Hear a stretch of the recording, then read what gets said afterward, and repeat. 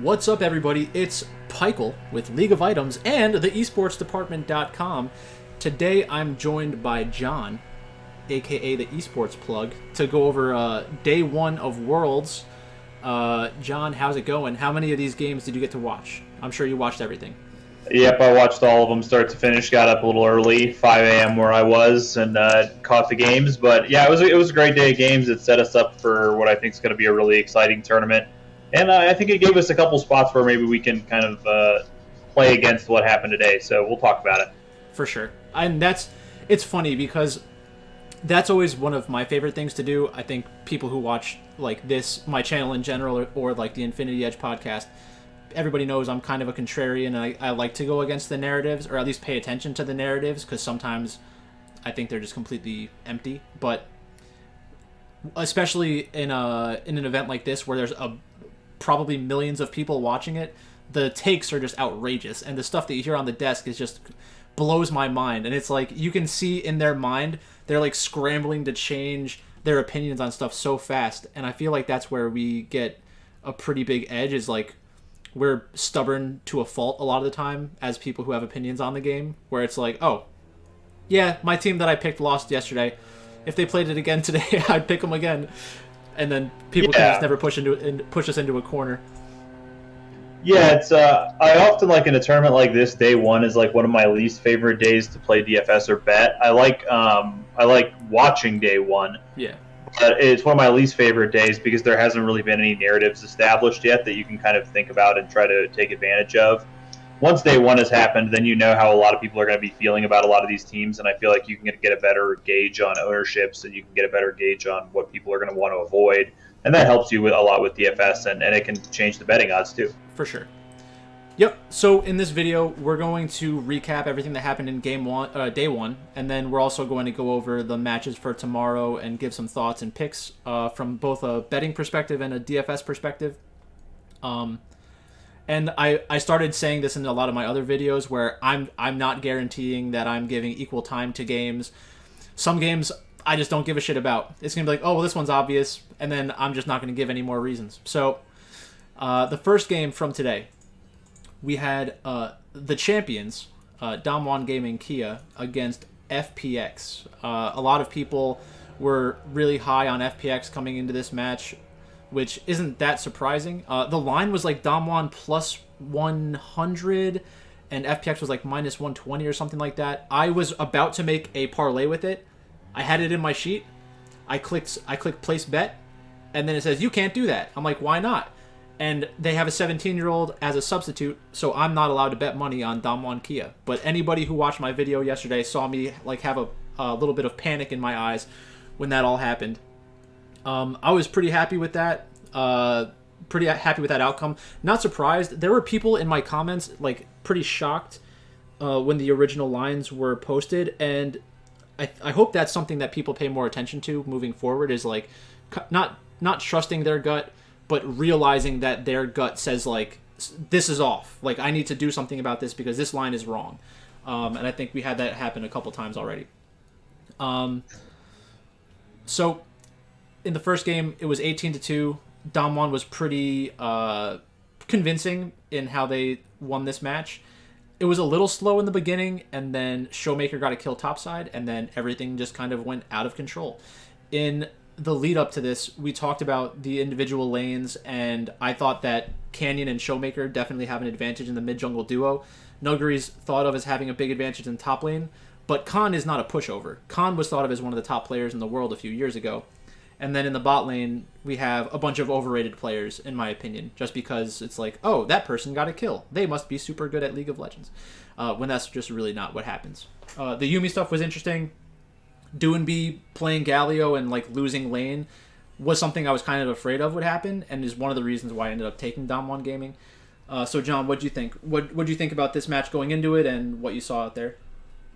Yeah, I would say this isn't a surprising result. I would say but what I will say about it is if these guys were going to play a best of 11, I think I would make FPX a small favorite, and I don't think very many of the games would look like this one way or another. I think this is a much more competitive matchup than we saw today. Yeah. I didn't like FPX's comp much at all. I thought you're mixing. For me, this is like a low damage composition in the mid game when you have Jace, Jarvan, Galio, Nautilus, and in the early game, the Kai'Sa doesn't do much while the Jace is online, and then by the time the Kai'Sa gets online, the Jace is offline. I kind of just don't like that mending of composition there. I felt like Damwon had so much more damage whenever there was an engagement. It felt like, ooh, this could be a close fight, except all Damwon's guys do damage and none of FPX's guys do damage, and so they just get run over. Like I didn't like the composition from them, and I think that you could argue that Damwon should be the favorite in this matchup, and I think that's a reasonable argument. But I don't think we're going to see a lot of like 18 to 15K gold disparities between these two. But great game from Damwon and great start to the Worlds for them. Yeah. So from a DFS perspective, when I was looking at the King of the Rift tournament, I saw that some people had like Damwon and FPX in their lineups. Like, what are you people doing? Like, this game is basically a coin flip. Is this really the time to shove them into your lineups? Like, if you're using it, if you have like 3 entries or something like that, and you're using it as to kind of play into some kind of variant outcome where one of the chalks completely gets like destroyed, and then you like sneak in with an entry or something like that. Did you play any Damwon or FPX in your lineups or no? Not in the King of the Rift. I have 3 entries in the King of the Rift. I didn't touch this game. I think sometimes people forget that like King of the Rift Day 1 is basically a cash tournament. It's not like you're not shooting for upside or whatever. You're shooting for something that's going to get you into the top 50. Yeah. And I didn't really consider any of the games that were like, within minus 200 odds. I like didn't even consider them. So yeah, I didn't touch this game in King of the Rift.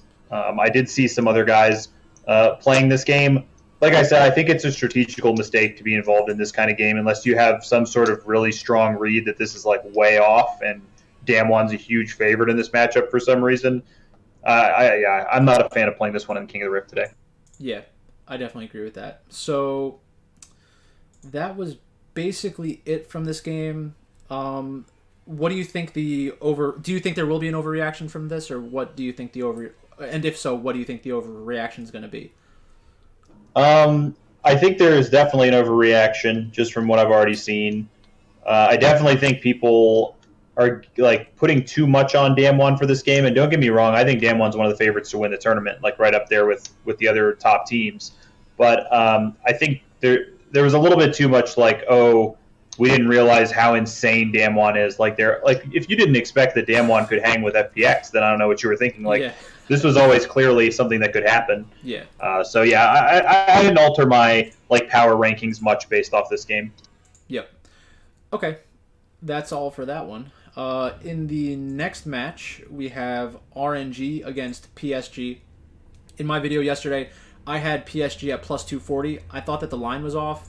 I still thought that RNG was going to be the winner in this match just because they're RNG.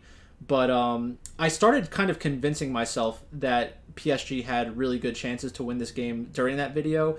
And then during the draft, I was actually pretty concerned with my King of the Rift tournament lineup because I knew that a lot of people would have RNG. So if RNG completely tanked, I think it was like 40 to 50% owned for a lot of the players on that on RNG. Like I just wasn't sure where I would end up if RNG actually managed to lose this game. Because I had some Hanwha Life in there, so I thought maybe I have a chance to sneak through anyways. But we got pretty lucky, I think, people who had RNG, just from a drafting perspective. And this is one of the things that I like about RNG a lot. Their willingness to have like weird drafts or different drafts that people don't expect, like putting Syndra into the top lane to go up against Kennen. I think they may have done this earlier in the season as well. Like I know that Xiaohu definitely played Syndra at least once during the LPL regular split, and it's to like exploit lazy drafting from PSG. And it's not necessarily lazy from the perspective of like, oh, who's out there picking Kennen right now. It's more like Kennen's a meta pick. Kennen isn't going to get countered by anybody. Kennen's broken. And then you get something like this where Xiaohu can just stomp a lane because of it. I thought that was really smart, and that's one of the reasons why I love flexible laners. The jungle matchup, I was a little surprised to see Wei on Jarvan, but everybody can kind of play Jarvan. It's really not a difficult champion at all. Cryin on TF makes sense. Miss Fortune has huge priority right now. I think that the early death bot lane kind of blew my mind that Unified would let something like that happen so early on. And it really did fundamentally change the complexion of the game, because, like, when I look at PSG's like their roster and their champions that they have, I was thinking to myself that as long as they can make it through the early and mid game and not get completely blown out of the water by TF roaming to the side lanes, like they have a legitimate chance to contest like Dragons, Rift Herald, get into a Baron fight, have a Aphelios hard carry because like you have a little bit of tankiness out of Rel, a decent amount of survivability out of the Jarvan. But if you get Aphelios onto TF, Misfortune, or Syndra, they could just like take over the entire team fight. And that's without even taking like a flank from Kennen or a good engage from Lee Sin or a good hook or Tryndamere getting into the back line and just being disruptive. So I think that PSG was pretty impressive to me, even though they ended up losing this game. I was kind of happy with how they ended up performing, so I think I'll feel good about playing them in the future. What did you think about this matchup? Yeah, this one was really interesting to me because coming into the slate, like when I first looked at the slate, like 12 hours before it started or 16 hours before it started, I didn't really want to mess with RNG, and I was I saw the odds, and I was like, man, I just don't know if I think RNG is this big of a favorite. They were like minus 350 on Bovada or something like that. Mm-hmm. But I eventually kind of came around to it because I think I have a bad block in my head from previous years. Like these teams that come from the PCS always end up stealing some games. Yeah. They always end up stealing games from LPL teams. I think I just kind of like in my mind was just like, it's going to happen again. Almost certainly. But honestly, after we watched Beyond, I think like obviously PSG is on another level from Beyond in general, but Beyond looked pretty bad overall. And so if you think that that's the second best team in the PCS, it's not insanely surprising that PSG could come out 18-0 without being like necessarily a, world class team. And I mean, they are very good, but so I kind of came around on it, and I ended up playing RNG in 2 out of my 3 King of the Rift lineups when I finally came around to it. I will say I don't like the draft that much from RNG. I'm with you there. I disagree with a lot of people on this in that I hate Twisted Fate, and I understand why a lot of people like Twisted Fate, but I hate Twisted Fate. I hate Twisted Fate. Yeah, I hate Twisted Fate because every game, no matter how much people want to talk about, you got to play the side lanes correctly and all that kind of stuff, which is true, most games come down to a couple big fights, and TF just sucks at fighting. He stuns one person and then he just stands around auto-attacking while other people can deal continual damage or burst damage. I am interested, why do you think this is the spot where Talon decided to pull out the Tryndamere? What about this game says mid-Tryndamere to them? I mean, I don't think that a lot of League of Legends games right now get into true split push or true side lane where the TF or the Tryndamere is actually going to be pressuring on the side lane, but I think teams would probably be able to convince themselves pretty easy TF's going to be in the side lane, throw Tryndamere over there, and let's just try to have him 1v1, and then the 4v4 is going to be standing around a Baron or a Dragon Pit and kind of just wait as long as possible, try to let Tryndamere get some extra time. But I don't think we've seen Tryndamere do that in a professional match so far. It's just more like a solo queue kind of thing. But I'm sure that there are a lot of teams out there right now that think Tryndamere is broken because of scrims. I don't know if this was because of something they wanted to do against RNG specifically. But yeah, there's definitely the limitations of the Tryndamere mid lane that people don't think about when all you hear on broadcast is, oh, mid Tryndamere, Chovy's playing it, Faker's playing it in solo queue. It's gonna terrorize worlds. The reason why they do it in solo queue is because, first of all, it's fun. Second of all, you can carry the entire game in solo queue with a Tryndamere. It's much more difficult to do in an organized team fight situation. Yeah, but it's a good question. I'm not sure why this was the time for Tryndamere, especially in a team composition with Aphelios. If your goal is to get unified onto Aphelios with the Thresh, you have Lee Sin who has some additional disengage. The Kennen can create a large area of threat around the Aphelios. If everybody's diving in on them, just have Kennen stand on the Aphelios and you'll do a decent amount of damage. There's probably a better option for a mid laner here.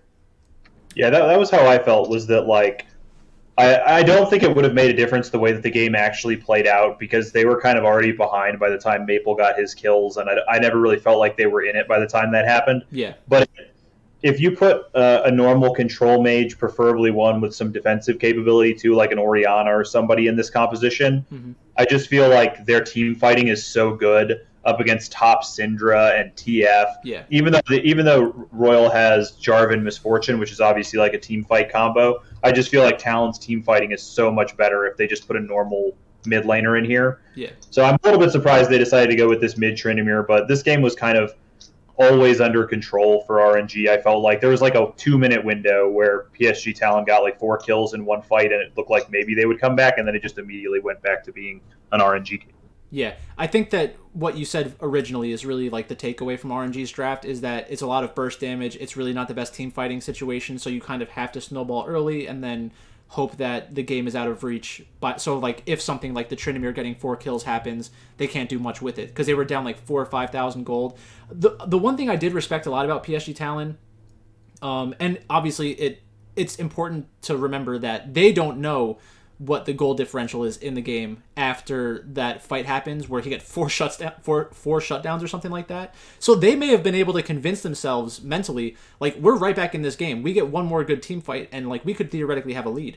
So when they started fighting around their red buff, I think, and there was like Maple chasing down RNG and they picked up another kill, even though it didn't really turn into anything, that shows me that PSG Talon understands their win conditions and they're looking to like force the issue when they think that they're stronger. So even though it didn't really materialize into anything long term in this game, it's just a mentality and a play style that we can probably take advantage of in the future, where like we get some additional outs where it's not like we're losing the early game, let's just wait until we lose the late game.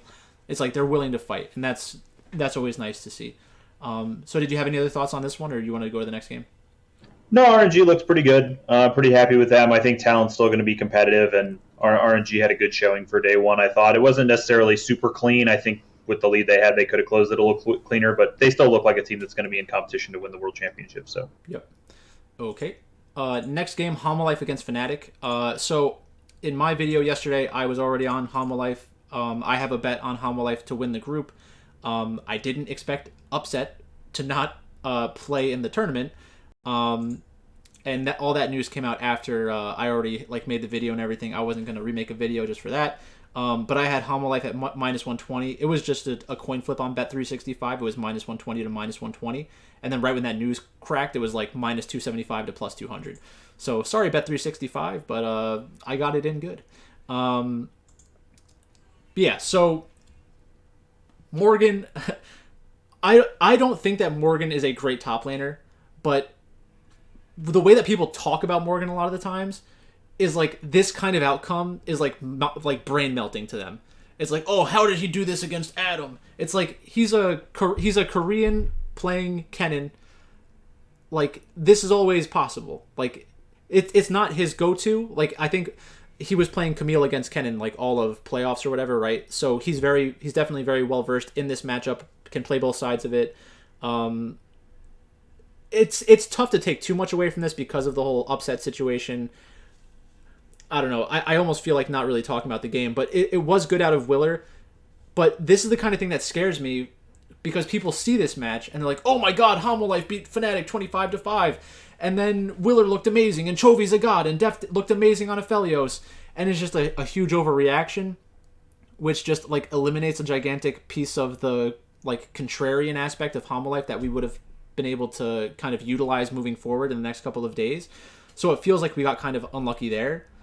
Going into this match, if they had upset, who were you on if they had upset?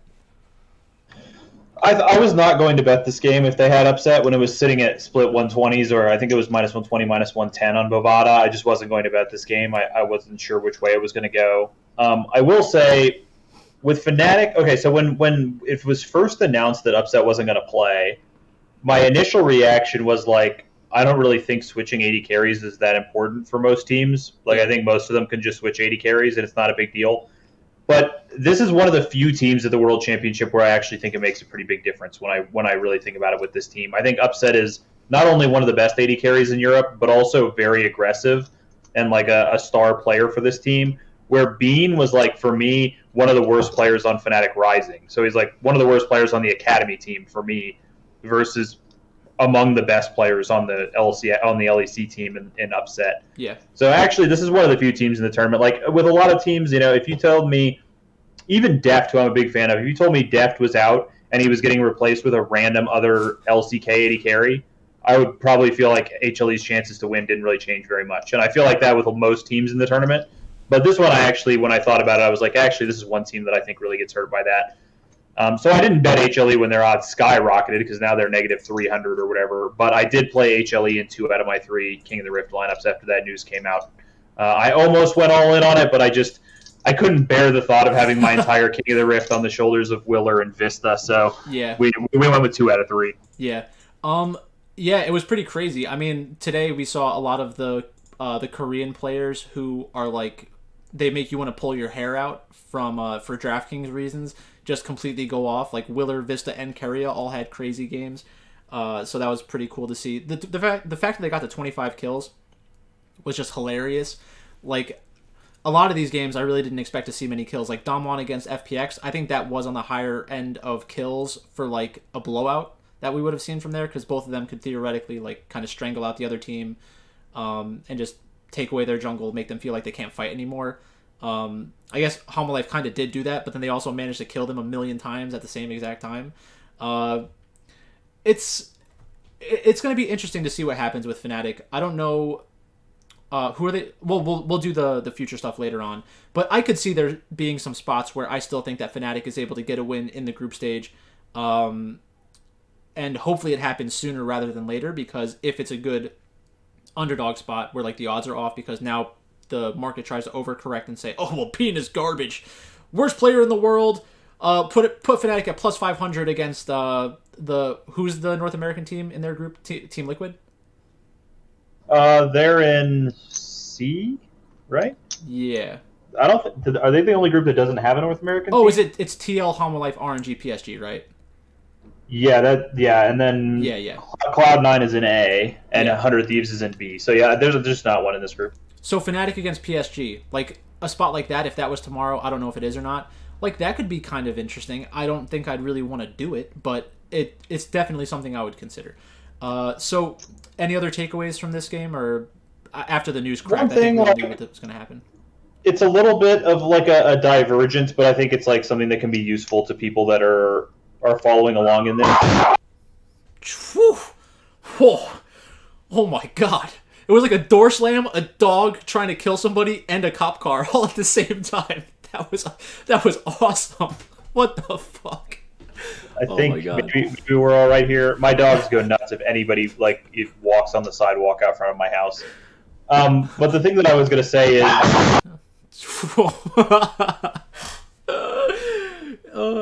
is your dog like attacking the door? It was my son coming home from school. I'm sorry. It's okay. Did you play HLE in the King of the Rift today? I played it in the King of the Rift, yeah. I had Chovy as my captain, and I had Willer in the jungle spot. And then I had a 4-stack from RNG and EDG as my team slot, I think. Okay, the only thing I was going to say is to like people that are listening to this who, if you didn't play HLE in cash games or King of the Rift today, I think it's just a mistake. Like, I think you just had to. I didn't play them in one lineup because I had them in 2 other lineups, and I just didn't want to go down with the ship if they lost. But I was just going to tell a little story. A lot of people notice that there's guys like Empire Maker who play like every single sport, and they play it all at a very high stakes. And people are like, man, how is this guy such a genius that he can play like every sport and he can play $5,000 heads ups in every sport? Mm-hmm. Literally, all those guys do is they just trust odds versus pricing. They just have models that just look at what this person's chance to be successful is and what their price is, and they figure out who the most optimal combination is. They don't have to know anything about the sport. Correct. In MMA, all the time, these guys literally they can just plug in the prices of all the fighters and the salary of all the odds of all the fighters, and it'll instantly give them the most optimal lineup. And when you have a team that's priced as an underdog that's minus 300, you have to be playing them in cash games. Like, I think if you played King of the Rift today and you didn't play Hanwha Life, it was just a mistake. Like, just have to play a team that's minus 300 and that cheap no matter what, or it's just a mistake. So I just wanted to go off and say that as like, I understand if you didn't play them before the upset news. Once that news comes out, when the books say they're minus 300, you should be playing them in cash every single time. Yeah, and the thing for people who play League of Legends DFS all the time, like, yes, I understand that there are a lot of LEC fans and Fnatic fans that are out there. But have you ever watched Fnatic lose a game? Like, it's going to probably be a little bit like this. I think you talk about that a decent amount on your solo stuff. Is like the deaths per loss is very important, because like while the team that's winning is going to determine the tempo of the game, the willingness to die for different objectives is going to determine the kill score. So, or at least contribute more to the kill score. So that's just and this was a matchup that popped off the charts when it comes to projection. Hanwha Life and Fnatic was off the charts, and then RNG and Talon was actually very high too. Yeah, but I think with that game, it was more that both those teams tend to play long games with high kill participation. So they're going to have like 10 team fights in that game a lot of the time. But yeah, HLE Fnatic was definitely a game to look to target. Yep. Okay, next up, we have Gen.G against LNG. This is another match that I was not allowed to bet because I live in New Jersey. I would have had my money on Gen.G. Everybody knows it. I said it 5 times. I said it in the video. I wanted to pick them to win Worlds. Everybody was there. Everybody knows I did it. I'm not going to try to convince anybody anymore. I'm the biggest Gen.G fan in the world. I have a separate video said why Gen.G will win Worlds. Just get it out of my system now because it's killing me that I can't actually bet on them on Bet365. So in this matchup, before the game even started, they were already talking about how Ale is like the best player in the world. And I was like, this is fantastic. This is exactly what I want to hear. The broadcasters are all in on this stupid little narrative. This means that I got it in good once again. So we had Ale against Rascal. I think people forget, like, Rascal plays against a bunch of really good top laners all the time. Like, this guy plays against Nuguri. He plays against Khan. Like, he's been playing against them for a long time. The Korean and Chinese servers are, like, intertwined. It's not like this guy's just playing random people in solo queue. Korea has more players in the World Championship than any other country. Do you think that is a mistake? These players are so good. The golden age of League of Legends and, like, the best group of players ever were the Korean group that like started coming out of the woodwork 2017, 2018, 2019 and like just brought the game kind of to the next level, or like hit their peak during that time. Because that's another thing that happened. I started doing research on this yesterday, and I was thinking to myself, Clid was definitely like really good when Tarzan was on Griffin. Like SKT was still like winning everything. Like I wonder how they played against each other. And it's like, oh, surprise, surprise. Clid and Tarzan have really good matches against one another. It was like Sejuani against Elise, so it's completely unrecognizable from the type of League of Legends we see nowadays. But in terms of talent, like these players are willing to pivot into different champions because they're good at the game. So much of it stays the same. Your champions will change and your role within a team will change, but your talent is really the biggest thing that I try to latch onto. So, you know, Xin Zhao against Lee Sin, you have a scaling advantage to Xin Zhao. Lee Sin obviously has the playmaking ability, which is great. BDD against Icon in the mid lane. I heard you talking about this the other day. You love Icon, but you're not an idiot. Like, BDD's a really good player. It's not like he has some kind of gigantic advantage in the mid lane. And then we have Ruler and Life against Light and Elwandi. Ruler, one of the best 80 carries of all time, against Light, who has potential, but, you know, doesn't necessarily play against a lot of the best 80 carries in the world. Because while the LPL is, like, fun to watch and the most competitive league, a lot of their 80 carries are just kind of like utility players. It's more about the junglers and the mid laners that make these gigantic differences in the early game and stuff. So this game kind of went how I thought it would. I thought it'd be a lower kill score game just because that's kind of LNG's MO as a winner and a loser in my mind. So I wasn't that surprised. I was a little afraid that Gen.G was on the utility 80 carry and LNG had the scaling advantage with like Gwen and Aphelios. But once the game kind of got into the 10-15 minute mark and Gen.G had a slight lead, I was pretty confident that they were going to be able to convert the position. Like, it was definitely sketchy for most of the game until they got that ace, but I didn't feel too afraid. What did you think about this one when you were watching it? Yeah, I came into yesterday saying like LNG was the book favorite going into this game, and I said I'm not touching LNG as the book favorite in this game. I really thought the mid lane was going to be heavily Gen.G favored. I think like I'm a huge Icon fan, but he's the worst player on LNG and routinely gets beaten up by mediocre mid laners in the LPL. So I thought BDD could definitely put a beating on him. The Ale narrative, this has to be short-term focused Ale narrative from the casters and stuff, because Ale has not had an awesome season. Like, he had a fine season. They also had this thing about Tarzan being the best jungler in the LPL that they said on the cast. Like, I don't know if anybody was saying Tarzan was the best jungler in the LPL this year, or even close. I think Tarzan's one of the best junglers in the world, but I don't think that he is head and shoulders above a lot of the junglers in the LPL. There are several junglers in the LPL who are like world caliber, elite junglers. Yeah, I mean, for me, I think Tarzan's maybe like in the top 5 somewhere, like in the lower end of the top 5. But like, I just thought I don't understand that narrative at all. And LNG was a bot lane focused team for a lot of this year, and Light has played very well this year, but they were a bot lane focused team, and they were acting like this was the Tarzan and Ale show, which is not what LNG ever was, at least to me. Mm-hmm. So yeah, I thought Gen.G was gonna like at least had a very good chance to win, like probably about 50%. And I was not surprised at all to see them come out and win. I do hope this kind of spoils LNG for some people, because LNG can still beat teams, and they looked pretty poor this game, but they can still beat teams, and I wouldn't mind getting them at some better odds later in the tournament. Yeah, for sure. It's like Gen.G, LNG, TL, Mad Lions, right? Gen.G, LNG, TL, Mad. Yep. Yeah.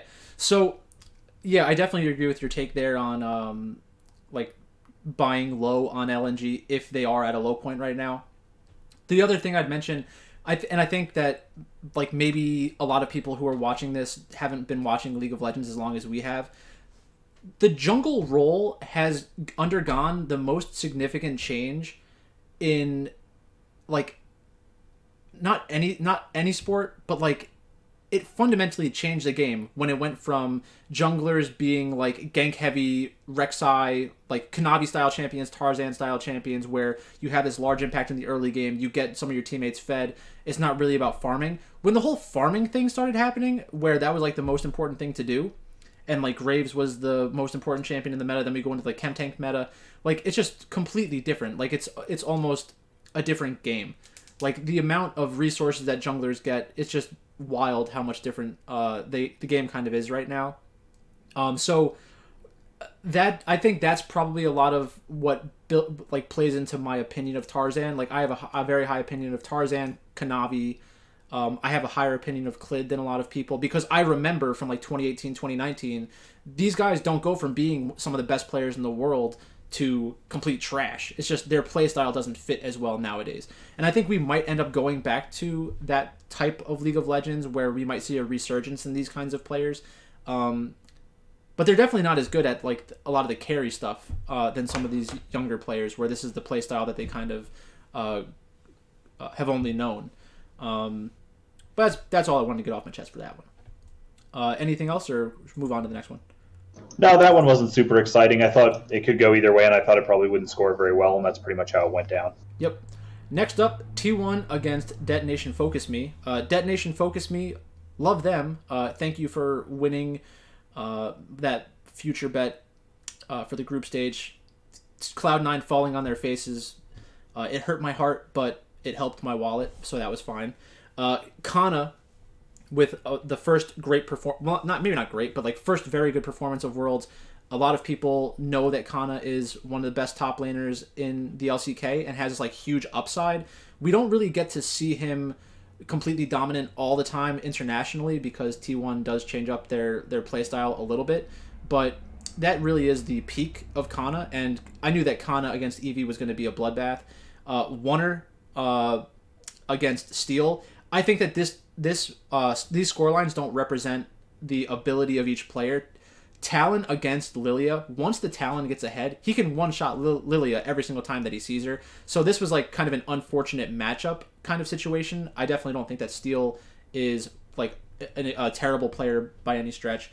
Faker against Arya, this is just a classic Faker on Azir game. And then in the bot lane, of course, Gumayusi on Jhin and Keria on Yuumi, which is kind of funny. Like, this is why I hate Jhin, and this is why I hate like people who talk highly of Jhin players, is because like, yes, he's 106, he didn't die, his team won, they got 22 kills, everybody's happy.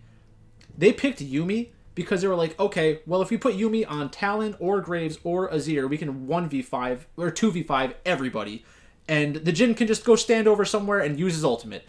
If that's all you're being asked to do, what is that champion? I just don't get. I hate it. But they did a good job in the laning phase. They got First Blood, I believe, which looked pretty stupid. If you're dead, focus me. Yeah, right. So I don't know. I don't have much else to say about this game. I think that we got all we could out of DFM in the play-in stage.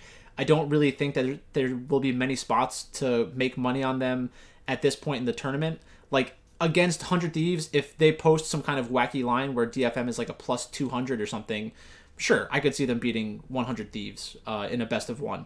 But I'm not touching them against EDG, T1, any team with some kind of pedigree. That's really it. Yeah, this game worked out for me in a lot of ways. And we might clash a little bit, I'm not sure, but I think DFM is going to go 0-6 in this stage. I could see them going 1-5 if they take a game off 100 Thieves, but I think DFM is going to go 0-6 personally. And T1, I actually think is going to walk. I think they might walk out of this Worlds being an underperformer. And if I think that's the case, then them having a super blowout victory in game 1 where they get 22 kills is a great thing for me, because it's only going to draw more people over to them. I hate T1's drafting. I've always hated it, and they do it again here. I don't like the Jhin. I'm not a fan of both Gravetop and Talon together. So I just don't like how T1 drafts, and I'm hoping that I'm going to be correct that they kind of underperform at this Worlds. I could still see them making the playoffs. Like I think asking them to lose twice to 100 Thieves is a pretty big ask. I don't think that's going to happen, but I could see 100 Thieves beating them once and losing to them once.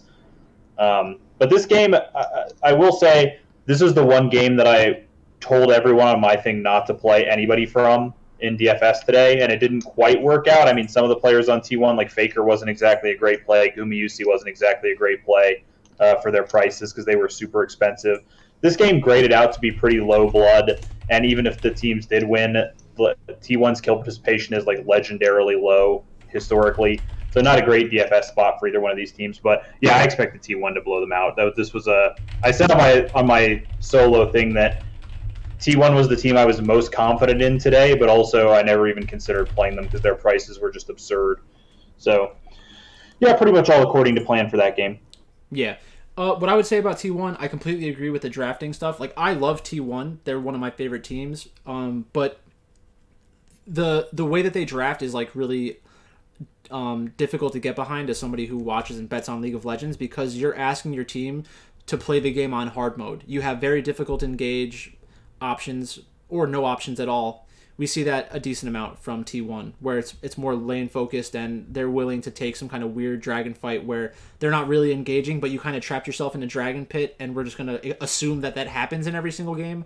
Or like, you're not strong enough to walk into us at Baron, so like you're basically engaging for us. Like the Teddy game always sticks out in my mind, where it was like Teddy on Aphelios with Faker on Lulu, and they were down in Infernal Soul, and they still almost won the game just because they're so good at team fighting, even without like a bunch of team fighting tools. So definitely agree with T1. And if you're right, I mean, it's going to be a good group for them, because you might be able to get some money in on them on DraftKings at some point, but at the end of the day, if they get into the next round and they have like a weird matchup where they're an unreasonable favorite against a team that matches up well with them, then you're going to get a really good line from that. So it's definitely something to watch out for. I get where your head's at. That's pretty much how I feel about it. Yep. So the next game is EDG against 100 Thieves. I don't hate 100 Thieves draft. It's kind of concerning they couldn't do more with it. Flandre on Graves against Aatrox. It's kind of whatever. Like, Graves is going to have a big pushing advantage in the early game. Aatrox, it's a very interesting champion, and he does keep getting buffs. Like, I'm not surprised that we're seeing it, and I think we will see more of it as the tournament goes on. I'm glad that they kind of gave Someday a champion that has the upside to carry the game, like if he gets out of control. But, they kind of just fell on their faces in this one. Like, there's not really much to say about the game. Like, they were just winning all over the map. Around like the 10-minute mark, 12-minute mark, and then it just like blew up out of control, right? Yeah, I actually was very impressed by EDG in this game. in that I didn't think that 100 Thieves made very many egregious mistakes. To end up with this big of a lead, to crush them this badly, when I didn't think that 100 Thieves played that badly, was pretty impressive to me. Like, there was a point, the casters did point this out, which I appreciated. They were like, wow, Subday's really getting crushed in CS. He's down by 60 CS, but he was farming 10 CS a minute. Like, Flandre was just farming so absurdly that even with Someday at 10 CS a minute, he was out farming him by 60. So, yeah, I thought this game was really impressive from EDG personally. I was super impressed with Scout in particular, zoning everybody off of every objective. Like, every time 100 Thieves walked near anything, Scout was over the wall and keeping them away from everything. I didn't lose that much faith in 100 Thieves this game, and I gained some respect for EDG. EDG and Damwon were my two teams that kind of stuck out to me today as like teams that, even though I expected them to be good, they performed maybe even a little better than I would have expected. Sure. Yeah, this game, I wasn't going to touch 100 Thieves. Just super scary. Yeah, I had EDG in one of my King of the Rift lineups. I was in no 100 Thieves. Yeah. Okay, so next up, the game of the day, if you ask me. Team Liquid against Mad Lions. Where are my LEC truthers at? Hopium, Copium, what else were you screaming at me in the comments? I forget. But a lot of upset people, I'm sure, with this outcome. So Team Liquid took down Mad Lions. I had a bet on Team Liquid, what was it, plus 140 or something like that. Which, honestly, it was a very good line. Like, from the sportsbook, there wasn't much value there at all. I thought it'd be a lot higher. Like, if you took the way that the public talks about it and just translated that into a money line, you probably would have been closer to plus 180, something like that. But let's go back to the draft. So Alfari, I did think that Alfari had the advantage against Armut, just from a talent perspective, but picking the Camille blind and then getting the Jax thrown into it, that could have been a big problem. It didn't end up being a problem, but that is the kind of thing that you might want to pay attention to moving forward, where Team Liquid's willing to take some risks in their draft, knowing that there are like counter champions or champions that can kind of limit the upside of a Camille. Santorin had a really good game on Xinjiao, just from a kill score perspective, against Elyoya on Jarvan. I think this is probably one of the worst mistakes that we saw today from a drafting perspective from Mad Lions. Not only are you putting who people say is one of like the best young junglers in Europe on an engaged champion, you're putting them on an engaged champion that doesn't even really have true carry upside, which is like what a lot of your team's supposed strength is about.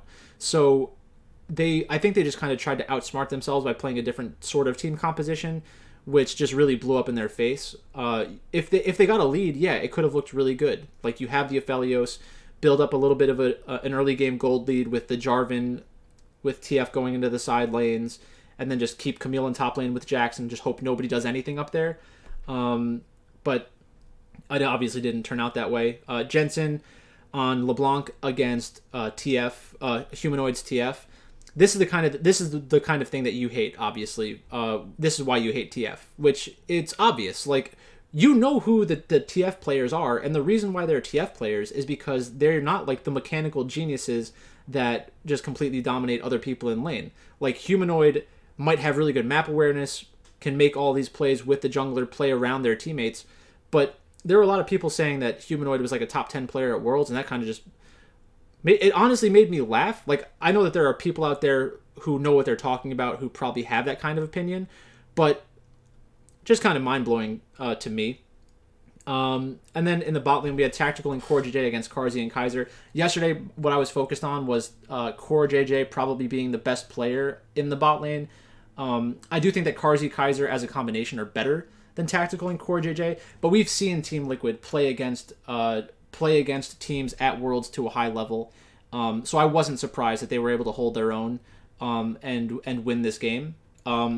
It is interesting, though, how they did the Ezreal against Aphelios, because that makes a lot more sense to me than like MF into Aphelios, because in that situation you're getting MF who will kind of get hard outscaled. The Ezreal at least has a lot of late game scaling and pumping out a lot of damage throughout the game. So it's like we got a late game versus late game in bot, which we don't really see as often. You often see like an earlier mid game AD carry against a late game AD carry. So this doesn't do much for me. Like, I know that there are probably people out there who are scrambling to adjust their opinions of both teams. This was always in the range of outcomes for me. I had a bet on Team Liquid. I actually had them in some DraftKings lineups with as like the 2-man stacks. So Alfari just didn't get there, obviously. But I was running out a bunch of double dog lineups because there were so many good dogs on this slate. But that was basically it for this game. Not much changes for me. I don't know if I'm going to be able to convince myself to get in on Mad Lions against Gen.G or LNG unless the lines are just completely insane.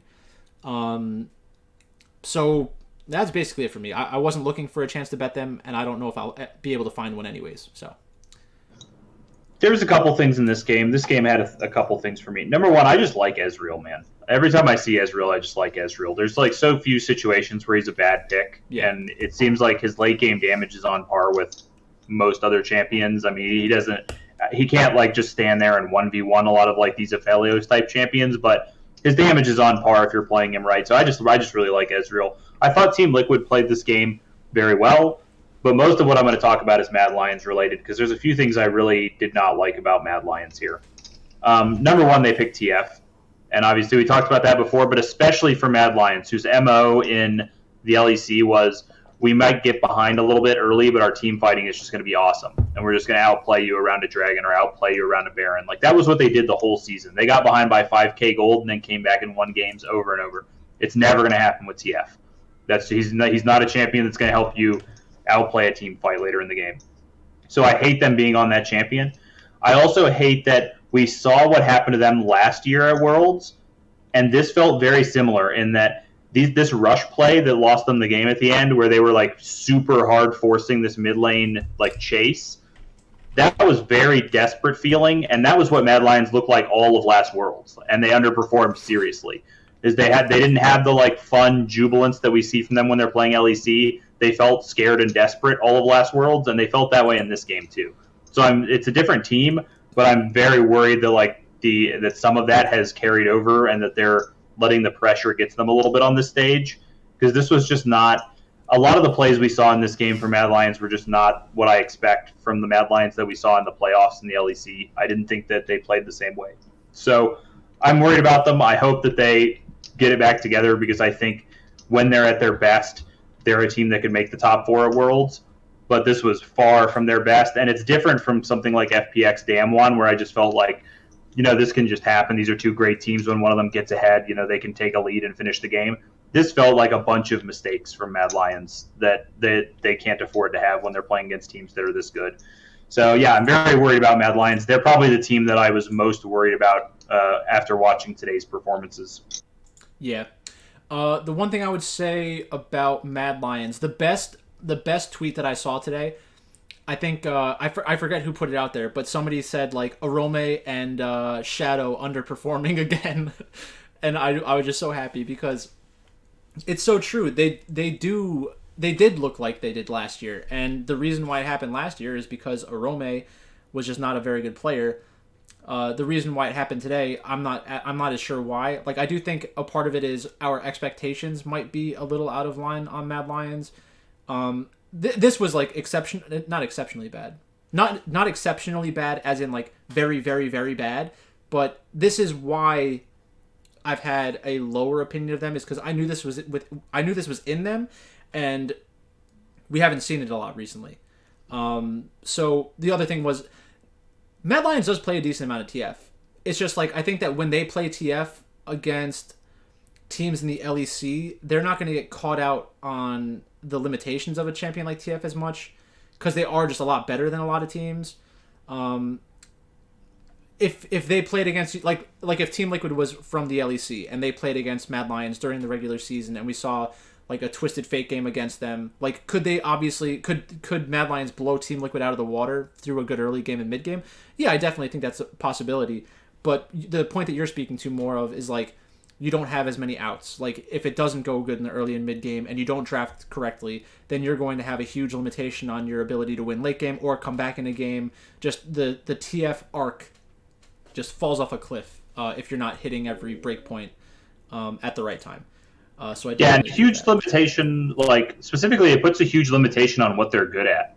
Like, I don't like teams hamstringing themselves on the thing that they do well. If you're a good late game team that team fights really well, don't pick all early game compositions because you're just taking away the thing that you're good at. Like, you have to survive the early game, but pick something that plays to your strengths. And I just don't think they picked TF plenty this year, but I don't think that TF fits what they do well.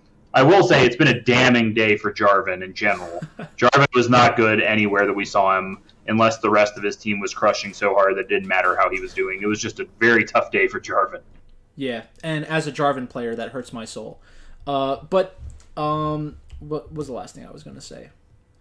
Do you think that Mad Lions maybe went with this kind of draft because of a read of their read on Team Liquid? Like, could this be a spot where they think to themselves, Team Liquid's going to try to outscale? We put the TF in there, we try to make plays around the map, and then we should have a big enough lead where we have the late game insurance with Jax and Aphelios anyways. And then, maybe they felt like they were taking away some of Team Liquid's win conditions. Like, they didn't have a lot of just like a shutdown Alfari game plan might have been what they were going for. Like, let's get that TF up in the top lane, and we'll get this Jax, and we'll just stun up this Camille. And the thing is, they went for that, but we kind of saw that, like, there's just not, especially in the early game when the Jax hasn't got his damage yet, Jarvan, Jax, and TF were taking a fucking decade to kill Camille. Like, they were up there for like 5 straight minutes trying to dive the Camille. And, it's not as effective if you're getting the kill on Camille, but you have to waste 3 guys and 2 summoners in 3 minutes of your time or whatever. Yeah. I think we see the Jax against Camille in the Homolife LNG match? Like, that's when Ale, went off, right? So maybe they felt like, oh, we tricked Alfari basically into picking Camille. We're going to take Jax, we're going to slap Jax in the top lane, beat the shit out of Alfari, and then get an easy win. Like, maybe that was their plan. But, yeah, definitely didn't work out. And we'll have to see what their future matchups look like. Rogue against Cloud9. I had a big... it's called I forget what the weird word is. A Heinz. It's like a bunch of different parlays, like, kind of combined together that a sportsbook does for you automatically. Cloud9 was my last team in that. I had no idea what my actual potential payout was for the Heinz, so I didn't know how to hedge it, so I just let it ride, and they lost. So I ended up losing a little bit of money on that, but nothing crazy. That's one of the nice things about that type of bet is that you're probably going to get some of it back as long as you win a couple of those games. But this is kind of exactly how I saw this game potentially going. I do think that Fudge, Blabber, and Perks have an advantage on the top side, but Han Sama is so much better than Sven. Like, giving a playmaker, a playmaking champion, an aggressive champion like Lucian Nami against Sven, like, you're going to get slapped. The fact that Cloud9 banned out the Draven was another thing that I was kind of anticipating. But if there are other champions that can give Han Sama the playmaking upside, you're going to have to ban them all out, because that is your big liability, is Sven in the bot lane, and that's going to be scary for Cloud9 moving forward. Like, I hope that Rogue is able to get a second win against Cloud9 later on, even though I do like Cloud9, like, I'm a fan of Cloud9. I have a bet on Rogue to be, like, the top performing LEC team, and the fact that Upset is gone and Mad Lions might not show up again, like, I could just back my way into that bet, which is why I did it. I was like, plus 500, like, that just seems kind of crazy. There's only 3 teams, like, it's one of 3. But outside of that, I mean, Qiyana is definitely a tough champion to kind of wrap your head around from a drafting perspective, because it seems so broken. Like, you don't really have that much gold, and then you walked into a team fight and you hit 4 people into a wall and they all died. Like, I don't know if that's how the game is supposed to be played. It doesn't seem very fair. But that was really the only takeaway, was Han Sama's a god, and if you put Han Sama on Draven or Lucian and the other team drafts some kind of, like, do-nothing AD carry in the early game, then you're going to lose. So. Yeah, this game, this is like one of the most stock standard games of the day, I think. I thought Rogue was going to win. I thought it was going to be at least mildly competitive, like Cloud9 wasn't just going to roll over and die. They were probably going to win a skirmish here or a skirmish there, but I thought ultimately Rogue would probably beat them fairly easily, and that's pretty much how it ended up. I think Cloud9, unfortunately, just has too many things wrong in this tournament. I think their bot lane is weak, and I think Blabber's just not playing on the level that he was playing on for 2 years. There was like 2 straight years where Blabber was like clearly the best jungler in North America and just crushing. And they finally get to Worlds right when he had a split where he was like not really that good. And he's been, I think, getting pretty gapped by every jungler that he's played against so far.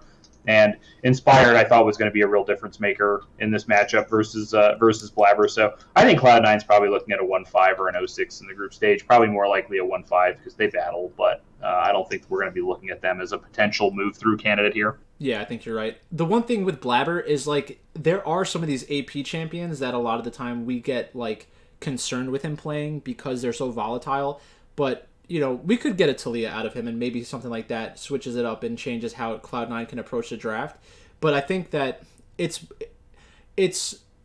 I really think it's Ven. I think Ven is the biggest issue here, and that does put even more pressure onto a player like Blabber. Like, you just don't have a full team.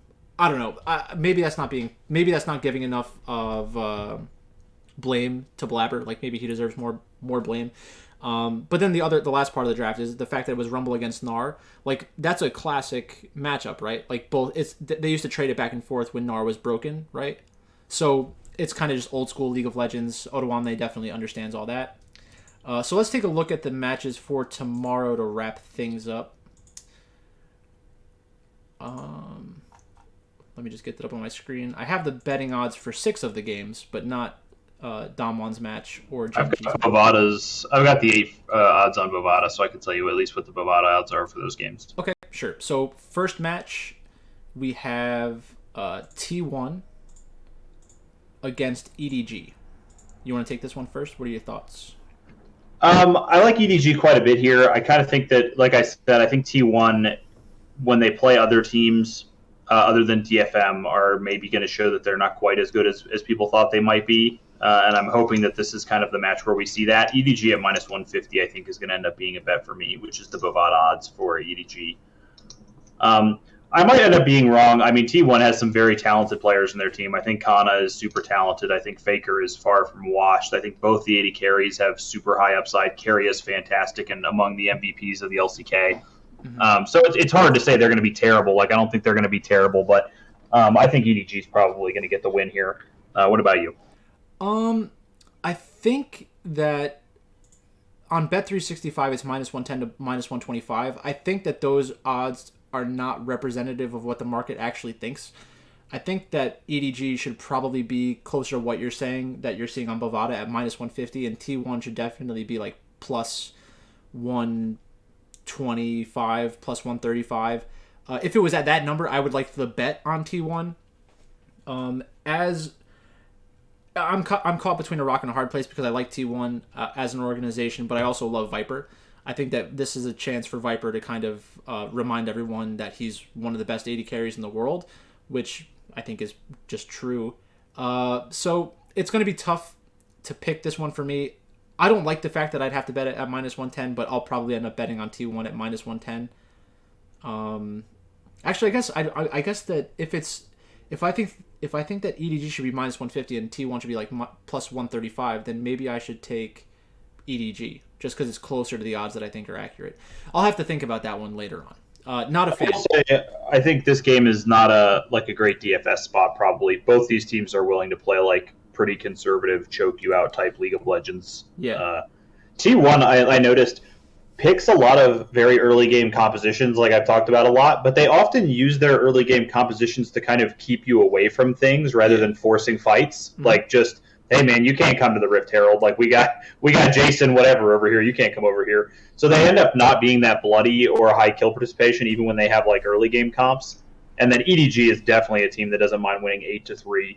Yeah. So I think this is a game I'm going to avoid for DFS probably. Yep, I definitely agree with that sentiment as well. Next up, we have Rogue against Damwon Kia. So I do not have the line. I'll give my thoughts first. I think that Damwon's going to win the game. What do you think? Yeah, I think Damwon's probably going to win. I will say, if you're playing like the $15 on DraftKings tomorrow, the big field, I could see Rogue as a play. If Damwon loses this game, I could see Rogue scoring very well. And even if Rogue's not likely to win, I think their upside is there because I don't think Rogue is good enough to beat Damwon in like a 22-minute stomping. And so if they beat them, it's probably going to be a 40-minute long game with 3 or 4 huge team fights where they get 4 or 5 kills. So, yeah, I don't think Rogue's likely to win at all, but I do kind of like them as a big field GPP play. Yeah, so I think that I kind of agree that it's worth a look. I don't think that I'd want to bet on Rogue on DraftKings that scenario because I think it's more likely that Rogue, unless Hansama like gets Draven and just completely goes off, I think that it's very likely that Rogue will like get an early game lead. Not likely that's going to happen, but if they did get an early game lead, they're going to be like, oh shit, I think we're winning right now. Like, if we just, like, don't fight them for a long time, and then, like, they just let us get a couple dragons, maybe get a Baron, we get a big enough gold lead, like, maybe we can just win one late-game team fight and then win. Like, I think that is more likely to me, so I don't feel great about that. What's the line for this one that you see? Is it, like, Damwon, let me guess, Damwon minus 500? Minus 375 on Bovada with Rogue at plus 255, so, like, big gap in the numbers there. I see. All right, yeah, not very interesting matchup. We can move on from that one. PSG against Hanwha Life. Hanwha Life minus 163 favorite. PSG is a 120 dog. Hanabi against Morgan. I think Morgan's a better player. Willer against Steel. I think that we're not going to see a performance that bad out of Steel again, probably. Maple against Chovy. I think Chovy is better. And then in the bot lane, not really sure what we're going to see out of Unified. I don't think that Deft and Vista are as likely to get like a level 1 kill against Unified and punish them that early. I think they'll probably take it slow, maybe put Deft back onto Ezreal and try to win the game that way. I do think that PSG definitely has an opportunity to win this match, and this is one that I'd probably... Do you think, is Hanwha Life bloody enough when they're from losing positions to justify playing them on DraftKings? Yeah, they were like the bloodiest team in the LCK, basically. They fight all the time, so I could see them being playable here. PSG, I don't think, is a super bloody team overall, so it may not be the best matchup for them, but I could see this being a decently scoring game. Yeah, because it's definitely going to be low scoring after them losing so bad and Hanwha Life putting together a win, even though it was against Fnatic without upset. So I would take a look at PSG on DraftKings. But do you have any other thoughts about this one? Do you have any interest in betting PSG at on a sportsbook? No, I mean they're only plus 115 on Bovada anyway.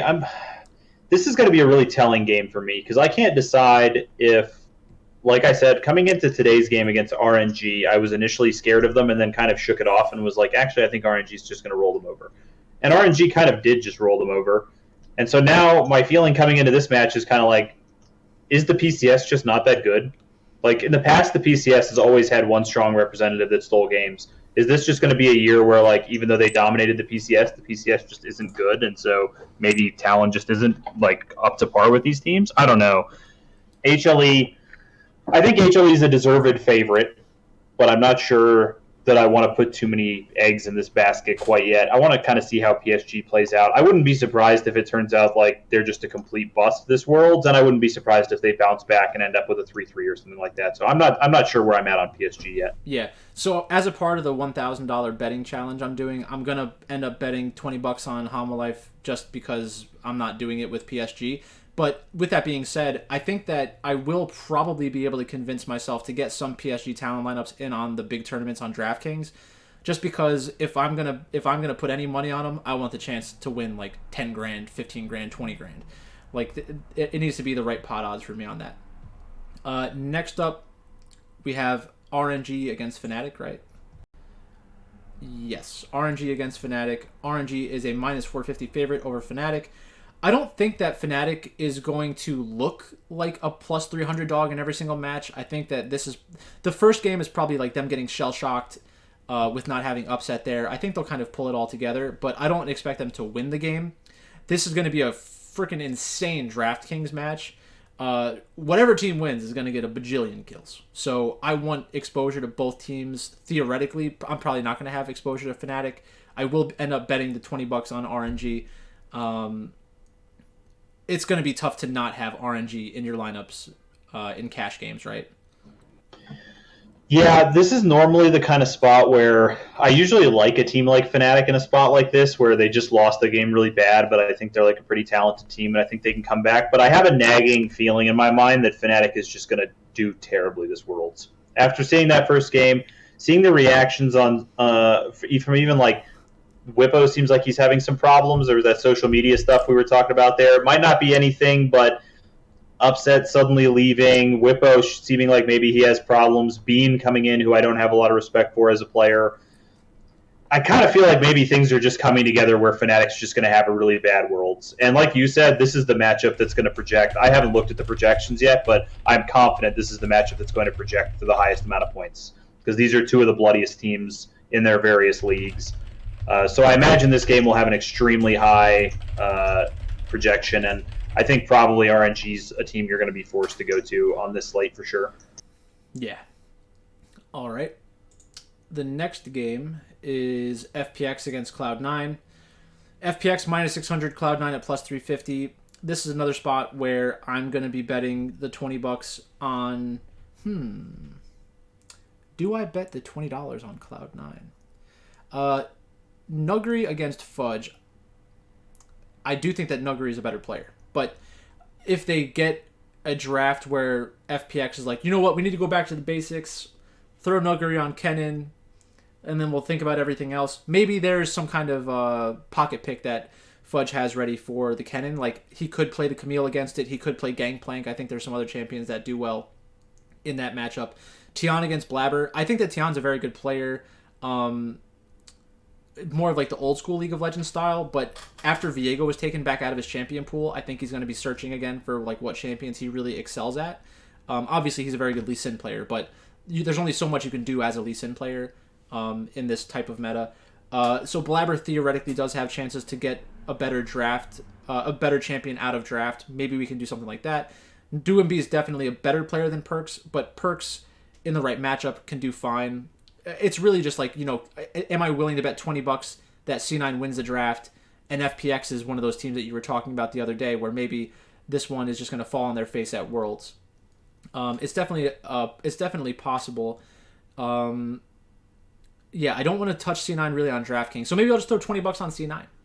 Maybe I'll just do that. I think an interesting thing to think about with this matchup is FPX might be kind of overlooked on DraftKings tomorrow because they're about the same odds, and so I'm going to assume they're going to be about the same price as RNG. And who is like, you're not going to be able to fit RNG and FPX together. And who is going to choose FPX over RNG playing against Fnatic? Like, I think it's going to be most people, if they're playing a big favorite like that, are going to prefer to go with RNG. So FPX, especially after getting smashed today by Damwon, people might be a little hesitant to be on them and prefer to just go the RNG route. So FPX in a big field GPP feels like maybe a team you might want to target on DraftKings tomorrow. Just for price implications. Like I say, they're a team that most people are going to say are going to win tomorrow, but I think people are going to end up putting their dollars on RNG more than they're going to put their dollars on FPX. Good point. So I will be putting my $20 on the sportsbook on Cloud9, and then I'll probably try to get some exposure to FPX on DraftKings. Next up, we have 100 Thieves against Detonation Focus Me. 100 Thieves at minus 225, Detonation Focus Me at plus 162. This is a spot where I kind of feel like I have to look at Detonation Focus Me. Maybe the wheels are falling off and they're just not as good as they looked in the play-in stage. But Eevee against Someday, I do prefer Someday's long-term talent, but I don't know if there's going to be a big enough... I don't know if they're gonna like both play champions that are going to look to win the laning phase and create that large advantage. I wanted to say that about FPX against Cloud9 in the bot lane. Like, LWX does play like a Felios and late game type champion sometimes, but he's really more of a utility player. So I could see it going like utility AD carry for FPX, Ezreal for C9, and then the game just kind of being like a wash in the early game, which might actually be a good thing for C9. But I digress. Back to 100 Thieves and Detonation Focus Me. So in the top lane, I do think that Someday has a slight advantage. Closer's pretty good. I don't think he's much better than Steel, and this is going to be people's lowest opinion of Steel, so that's when it's kind of a buying opportunity for me. Arya against Abadage. I think that not narrative, people's perception of Abadage has kind of like fluctuated wildly since he came to North America. What did you think about Abadage when they were in the LEC, and what did you think when they came to the LCS, and what do you think now? Let's see. I basically have not changed my opinion of him much. He's for me was like a good solid top half mid in the LEC, like somebody who was like never a guy that I thought was the best mid in the LEC, but was never a guy that I thought was like in danger of losing his team or whatever. Like he was always going to be there and be solid. Mm-hmm. In the LCS, that gets elevated a little bit because I feel like the LCS mid lane is just weaker in general than the LEC mid lane. So I think he's probably more like a top 3 or 4 mid laner, but still like not a guy that I'm like, man, this guy's just going to drag this team over the hill on his back type player, So I think he's very good, but not a superstar necessarily. Yeah, that's why I think I kind of want to play Detonation Focus Me here, because like I don't watch the LJL, but Arya is the kind of player who has that kind of upside in my mind. The fact that they were willing to reorganize their team and change up their roster, bring in a coach to play on their team last year in order to get this guy some stage time, like this is what they were kind of playing for. Now that they have their full roster, even though I'm not a huge fan of Udapon, I think that we kind of saw why in the early game today, what their downside looks like. But if Steel has a better performance and if the team has a better draft and Steel doesn't get into a big disadvantage in a very bad matchup, Steel will do fine. Arya is just as good, probably better than Abadage. If Arya came over to the LCS, would I be surprised if they ended up being one of the top mid laners in the LCS? Not at all. Udapon, not really a difference maker, so maybe FBI has some like winning chances in that matchup specifically, but I think Gen.G has done really well so far at Worlds, so it's going to probably come down more to a draft. So as long as Detonation Focus Me doesn't get completely outdrafted again, I do think that I would like to bet $20 on them as the underdog. What do you think? Yeah, this is going to be one where I think I'm going to plant my flag, and I'm open to being wrong. I think I've said it before. I think DFM is going to go 0-6 probably. I think 100 Thieves is going to beat them here. But like I said, I'm pretty open to being wrong here. I think the DFM has some things going for them. I'm worried because the more I look at LJL games, it just looks really weak. And then in the play-ins, they beat C9, who I'm not impressed with this tournament so far at all. Like, just generally not impressed with them. And other than that, they didn't really have any quality wins. Yeah. And so I'm worried that like the level of competition for DFM just hasn't been there. And once they start playing some better teams, they're going to struggle. And so I'm going to plant my flag on 100 Thieves, but I'm not going to be blown away if I'm wrong. Yeah. The real question though is 100 Thieves a better team? That's the question we need to be asking ourselves. And I think that this is a spot where the plus 163, the plus 162 is really what I'm betting on more than the team itself. I just don't think that they're that far apart. Like even if it's like a 60-40, like I'm still getting in okay. So that's where I'm at on this one. My thing with 100 Thieves, I'll just say real quick, in comparison to like Cloud9, because I think they're like a good NA comparison, is one of the strengths of 100 Thieves for me is that they just don't have a weakness. They're not going to like overpower anyone at this tournament at any particular position. Like FBI in the LCS will overpower people. He's just better than a lot of the other 80 carries. At this tournament, he's not better than most of the other 80 carries, but I don't think they have a position where you can like take advantage of them. Where Cloud9, I think the bot lane is very easy to take advantage of. For Team Liquid, I think tactical is still a problem personally. I think that you can take advantage of tactical if you can get Core JJ out of the way. And 100 Thieves, for me, the reason that I picked them to win the LCS in summer was just I think that there's no position where you can really crush them. I think all their players hold up well against the best players in the world. They're not going to crush anybody, but they're going to hold up well, and so that's what I'm hoping for from them. Yeah, I think that's an interesting thing to talk about because what John and I assume when we're talking about stuff like that is that the draft is okay, is good enough. That's what you need. That's what people need to realize is like, it's not just the talent of the players is good enough. They also need to be put in a position to succeed. So as long as 100 Thieves doesn't draft themselves into a hole, none of their players are going to create a hole. That's kind of what John's saying right there, which is definitely smart, because any team can put them in a horrible position in a draft. Like RNG has done that in the past as a team that was like winning MSI. They would still have some drafts where it's just like, what the hell is going on right now? And they just can't play the game. So that's definitely it's definitely a good thing to remember, is like a player like Orome from last year. Not only was he not as good as every other top laner, the team had to draft a specific way to try to make it work, and then they couldn't even make that work. So that's really where it's like you get a double whammy. It's like the player's not good enough, forces us to do shit in draft, the draft ends up going to shit, and then we just get dominated in the game. That's the worst case scenario, and those are the real problem players. So whenever you can identify a problem player, you should expect to see big draft issues as well. Yeah. So then in the next match, we have Gen.G against Mad Lions. I do not have the line. Let me guess what the line is for this game. The line is -140 Gen.G. But a lot of has it -125 for Mad Lions, -105 for Gen.G, so nobody an official underdog. That's what I like to hear. I wish I could bet on that, but I cannot. So if you were setting the line for yourself, what would you set the line at? And then give your reasoning. Is it like to try to inspire action one way or the other, or like what do you think the true odds are? Answer however you want.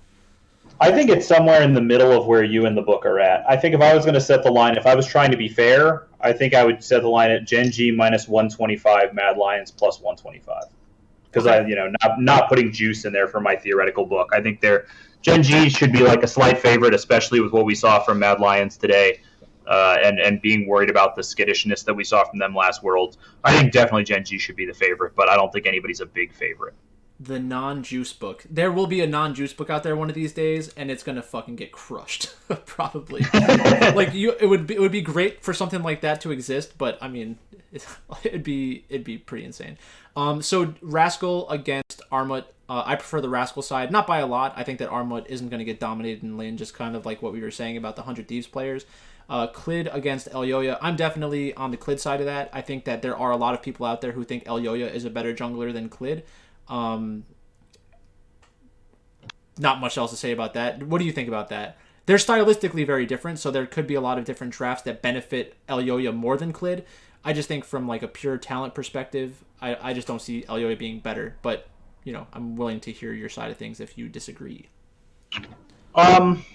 I think this is very dependent on what types of champions are in the metagame. You kind of mentioned it before, but I think Elyoya is a Graves player. Yeah, like that's the metagame that you want them. That's the meta that you want him in. That's where he's going to be at his best. Like you said earlier as well, if they're going to put him on Jarvan every game, I don't think it's the best use of like the strategy that they have and the talent that they have on the team. I think Gen.G just has more ways to win this game for me. Especially if Mad Lions is going to be messing up some of the things that were their trademarks during the regular season. So we'll have to just see how it goes. Yeah, and BDD against Humanoid, I'm on the BDD side as well. Ruler and Life against Karzi Kaiser, I'm on the Ruler and Life side. I think that this is a perfect stylistic matchup where both teams have ways to win this game. It is going to come down a lot to the draft. I was just thinking about it while you were talking. Like, it's like a home run hitter, right? A home run hitter against a fastball pitcher, they're probably going to look really good. They have chances to hit home runs and completely smash the ball. Against a curveball pitcher, they're more likely to probably strike out and look stupid half the time. But if you get the home run hitter on the right day against a curveball pitcher, they still have a chance to hit a home run because they always have that in their range of outcomes. So in this situation, I think that Mad Lions is more like, we have a fastball. Can you hit it? And I think that Gen.G can kind of deal with everything that they have, because Mad Lions will probably be the one trying to force the issue. If you have like a farming Graves, Gen.G's going to be like, oh, well, we're going to play like Volibear or Trundle or something, and you just go do whatever you're going to do, and we're probably going to try to gank you a couple times, and, one of us will win the game.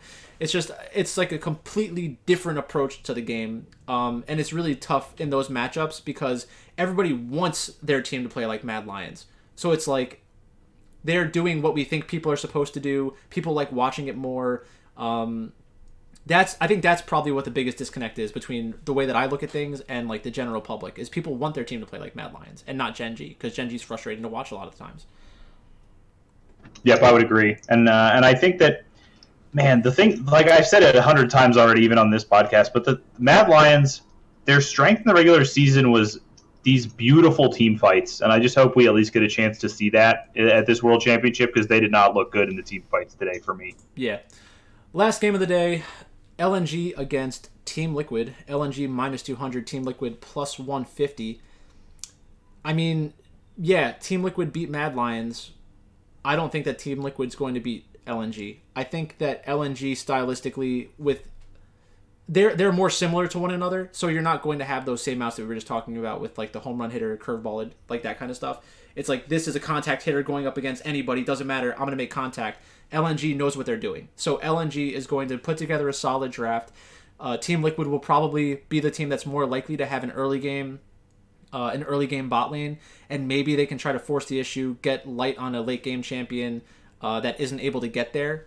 So there's definitely outs there. I'm not going to bet on Team Liquid in this spot. I don't think it's probably LNG minus 200 for me.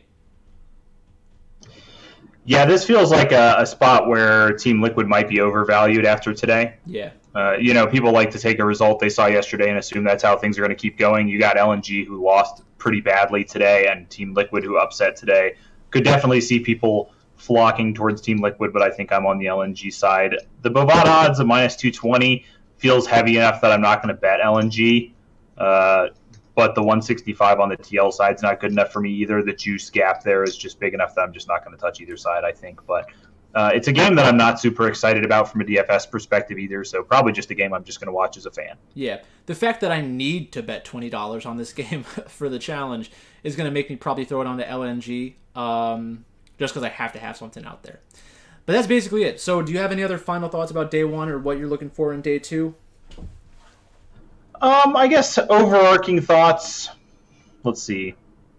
Did I change any major opinions of who I thought was going to get out of the groups based on day one? Maybe just that we might see Mad Lions be the odd team out in Group D. It kind of feels like Gen.G and LNG are maybe the favorites to get out here, where I had initially predicted Gen.G and Mad. No other real major changes, I guess. I think pretty much everything is... Even the teams that lost, I kind of mostly lost in expected ways other than Fnatic and Mad Lions, I guess. For sure. All right. Well, that's all we have for you today. If you want to check out more of John's stuff and my stuff with the Infinity Edge podcast, make sure to check out the esportsdepartment.com. We're a little bit more DFS focused in general. So if you go over there today, for example, you're going to see John's breakdown of the DraftKings slate, which should be coming out within the next couple of hours. If you like the betting content, make sure to like, comment, and subscribe here. If you think that LEC is going to make a comeback, you can say something in the comments, and then I'll make fun of you tomorrow when they continue to lose all their games. Thanks for watching, and we'll talk to you tomorrow.